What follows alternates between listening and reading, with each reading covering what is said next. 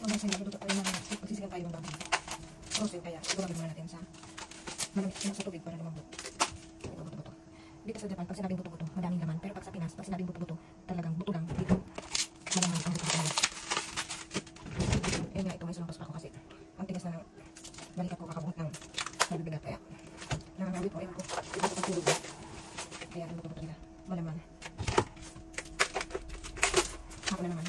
Medyo nakaedip ako. Kaya pinilit kong bulutin, bumangon kasi hindi naman nag-asik ang sobrang luluto. Walang magawa. Kaya, bumangon naman ako.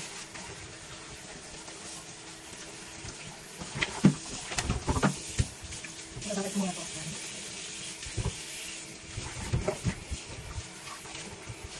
Frozen.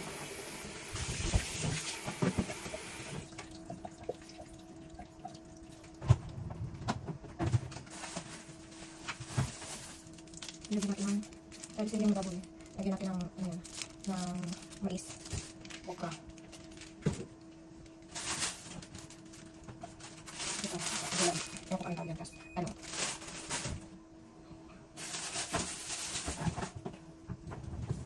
sibuyas at bawang. Ay, mag-ihiwa tayo habang pinakalambot po itong karne.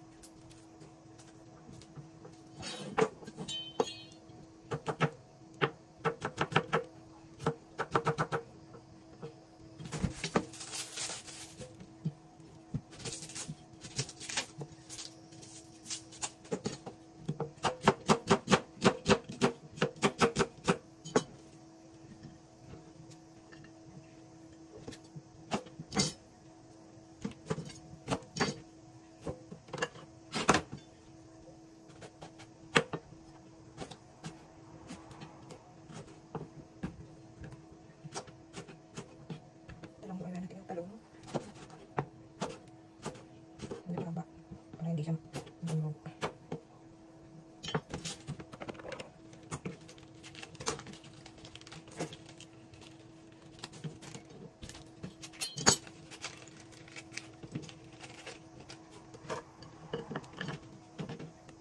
Ito ako nito.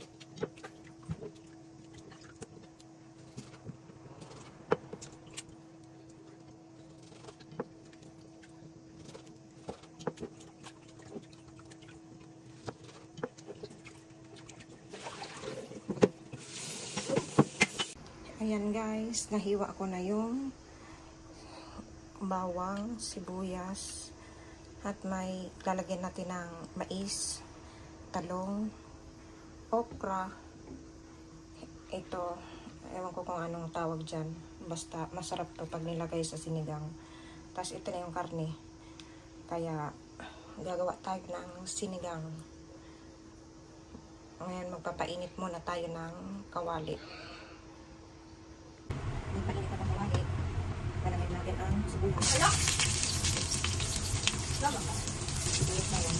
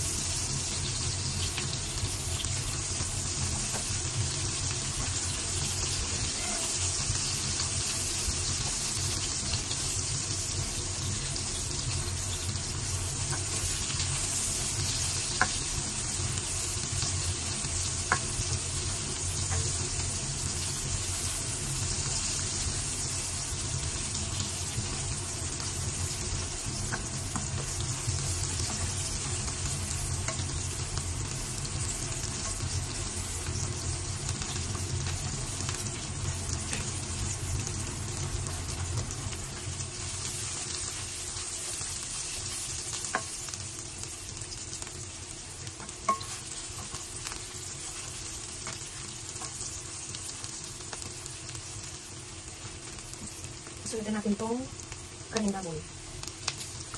Sasangkot muna natin.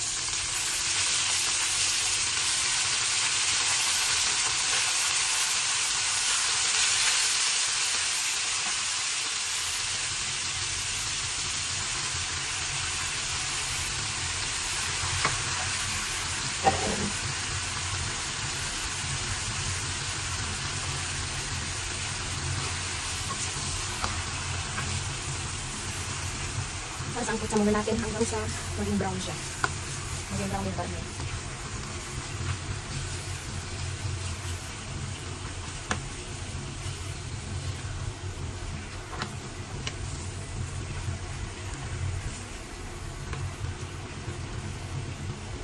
Hindi lagyan natin lang kasi para magkalasa na yung laman niya.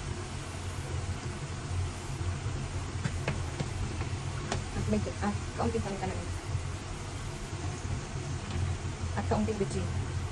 Para habang sinasangkot ko siya, habang sinasangkot sa may lasa na yung laman niya.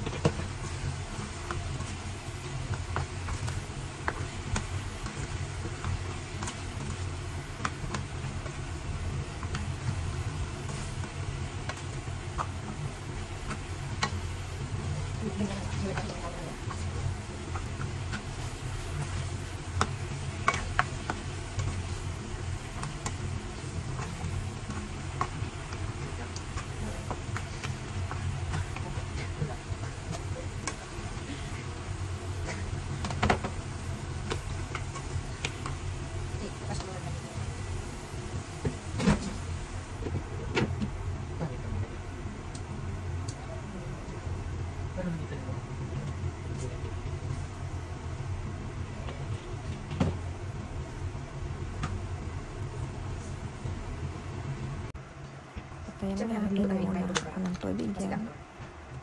Dahil pag inom ko ng tubig ay nakarinig ako ng tugtog at ayun pasayaw-sayaw muna habang nagpapalambot tayo ng karne. Ayan nga. At ito na nga, isangkot natin.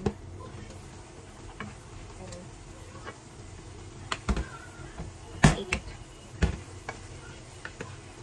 Medyo nagluto na siya para medyo na brown na.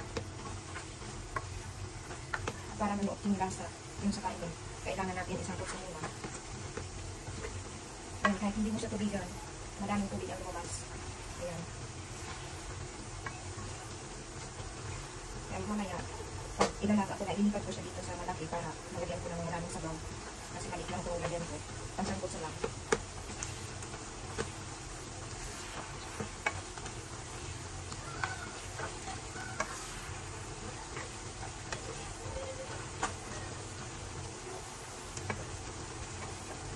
Tapos, ilipat ko siya dito sa malaki. Saka ko lalagyan ng maraming sabaw.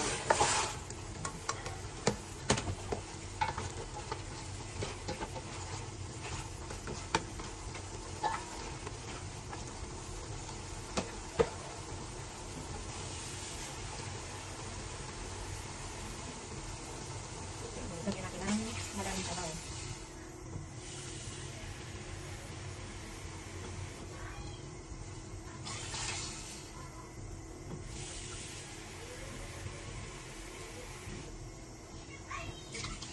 Ayan siya. Lunod sa sabaw.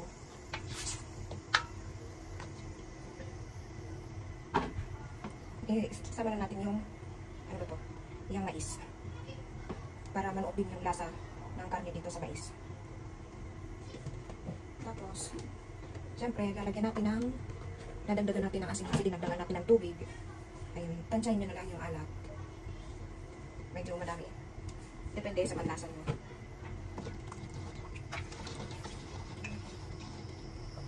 Tapos, lagyan natin ng bitchin para may lasa.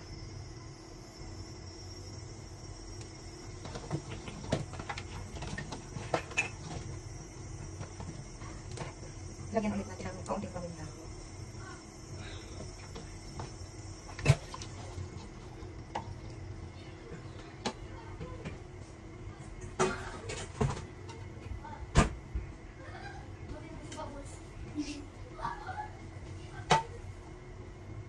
Tapos tatakpan ulit natin. Tatakpan muna natin. Antay natin lumambot yung karne. tingnan natin kung malambot na. Ay, medyo natutusok na siya ng tindor, pero hindi pa gaano kalambot. Kaya takpan muna natin hanggang sa lumambot. Ayan. Tingnan natin kung malambot na.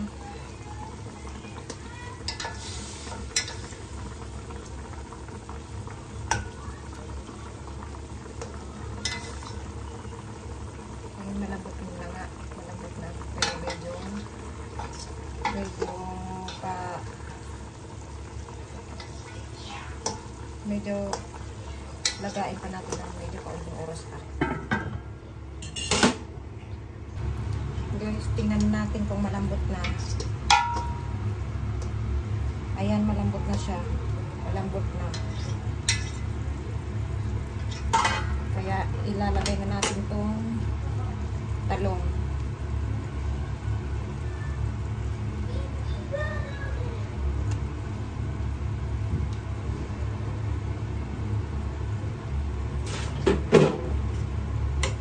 Tapos okra.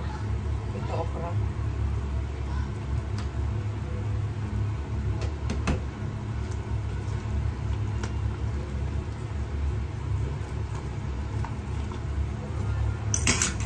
Pagkalagay natin yan, tatakpan na muna natin.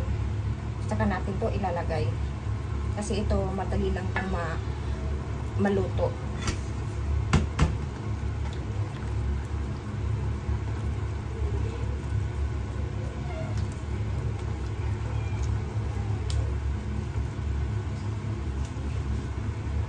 So, medyo nalagyan natin ng kaunti.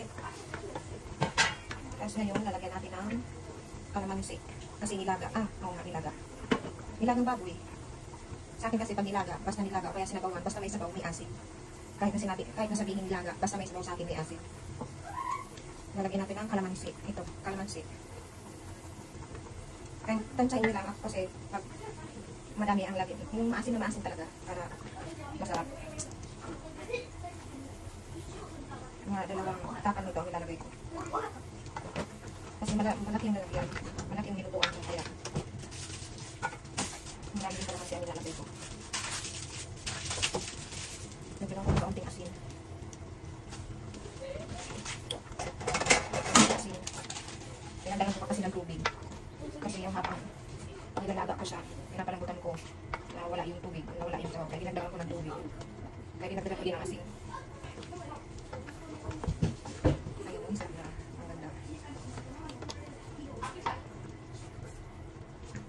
Tignan natin ang kaunti.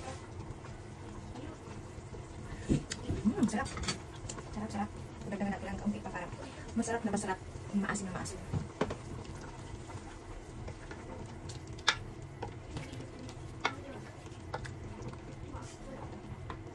Medyo magkaragdag pa ng kaunting asin pa.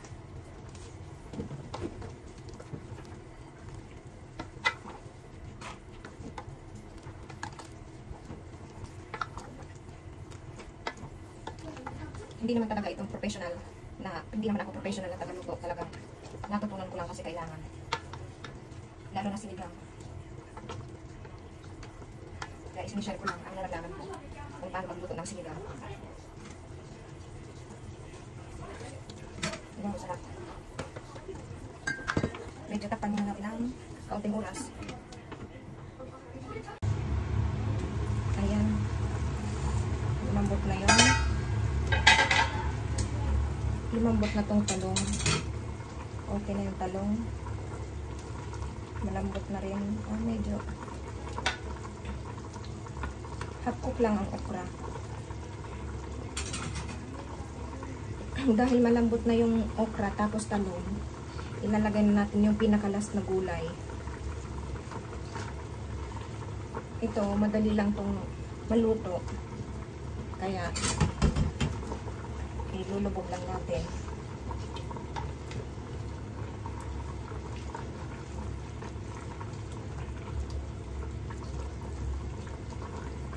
Masarap nito ang hindi masyadong luto yung gulay. Yung half cook lang. Pangit naman yung overcook.